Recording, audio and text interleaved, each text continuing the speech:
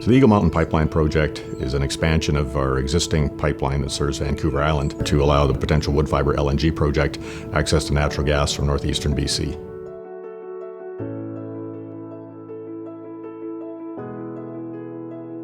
We have operated that pipeline in the area for 20 years now. We've had ongoing relationships with the First Nations in the area and working relationships with about 60 First Nations across the province. The environmental assessment process in BC is a very extensive review of any major project.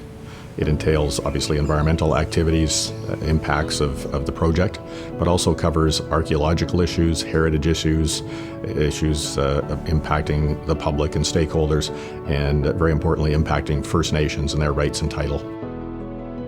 The Squamish Nation has conducted their first ever standalone environmental assessment of a project.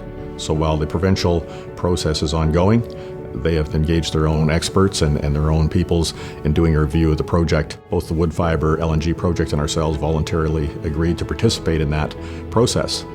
And at the end of the day, the nation and ourselves will have signed off on an agreement that requires us to fulfill our obligations under that. And if we don't, the nation's able to revoke their environmental certificate. We've conducted hundreds of studies, very much in concert with the First Nations, and in many cases we've hired First Nations-owned businesses who do archaeological work and environmental assessments, and not only engaging them, but they provide input into the project. What that's led us to is rerouting some of our planned pipeline routes in the Indian Arm Valley to bypass archaeological and heritage sites and areas of environmental concern for the Tsleil-Waututh Nation.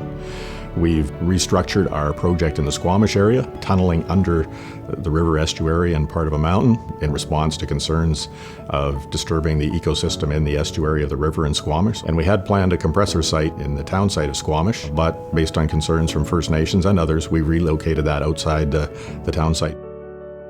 We think it's important to listen, and not just listen, but incorporate feedback from First Nations in our activities.